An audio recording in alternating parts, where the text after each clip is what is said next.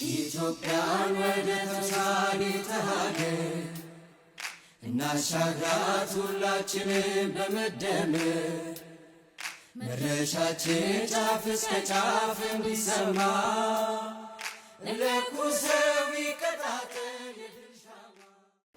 ውድ ኢትዮጵያውያን እንኳን ለሰባተኛው ሀገራዊ ምርጫ በሰላም አደረሰን።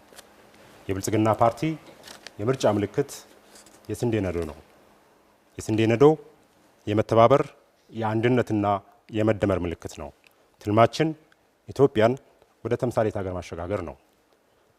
ፓርቲያችን ከተማ የነዋሪዎች አካላዊ አእምሯዊና መንፈሳዊ ልዕልና የሚረጋገጥበት የብልጽግና መዳረሻ ነው ብሎ ያምናል። ከተሞችን የብልጽግና ማዕከል ለማድረግ በገባነው ቃል መሰረት ንጹህ ውብና አረንጓዴ እንዲሁም ስሉጥ አካታችና ለነዋሪዎች የሚመቹ እንዲሆኑ ግልጽ ራዕይ ይዘን እየሰራን እንገኛለን። በአዲስ አበባ እየተገበረን የሚገኘው የኮሪደርና የወንዝ ዳርቻ ልማት መዲናችንን ለዘመናት የሸፈናት የአቧራና የጉስቁልና ካባ ተገፎ ስሟንና ክብሯን የሚመጥን ውብና ማራኪ ገጽታ እያላበሳት አዲስ የኢኮኖሚ አቅም እየፈጠረላት ይገኛል።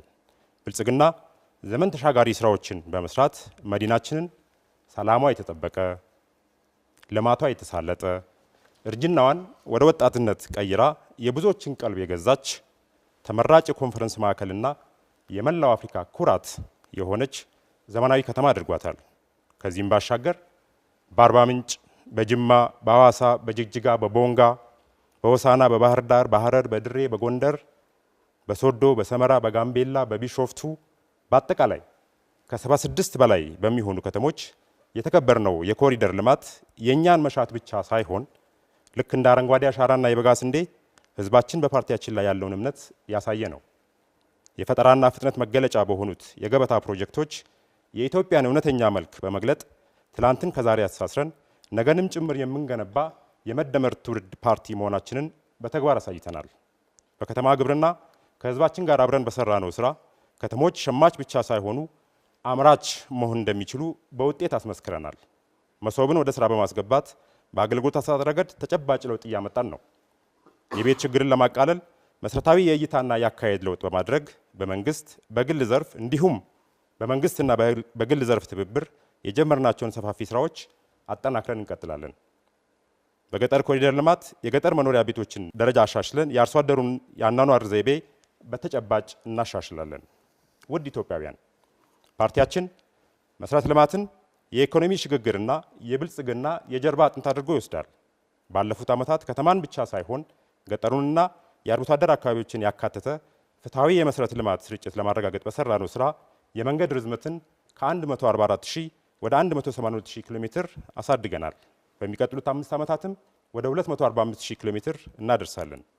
ቃሉን የሚያከብረው ብልጽግና በአገሩ ጉዳይ መቼም ከማይደራደረው የኢትዮጵያ ሕዝብ ጋር በመሆን የህዳሴን ግድብ ከገባበት ውስብስብ ቅርቃር በማውጣት አጠናቆ የኢትዮጵያንና የኢትዮጵያውያንን ልክ ለወዳጅም ለጠላትም አሳይቷል።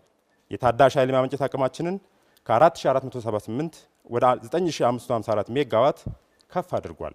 በተፈጥሮ ጋዝ፣ በነዳጅ ማጣሪያና በኒውክሌር ኃይል አዳዲስ ውጥኖችን በመጀመር የዛሬቱን ብቻ ሳይሆን የነገይቱን ኢትዮጵያ የኃይል ሉዓላዊነት የሚያረጋግጥ ስራ እየሰራ ይገኛል።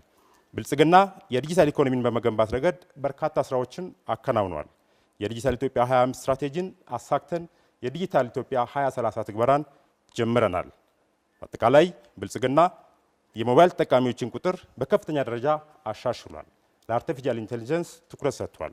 ውድ ኢትዮጵያውያን ምልክታችን የስንዴ ነዶ ነው። የስንዴ ነዶ የትብብር የአንድነትና የመደመር ምልክት ነው። ብልጽግናን ይምረጡ።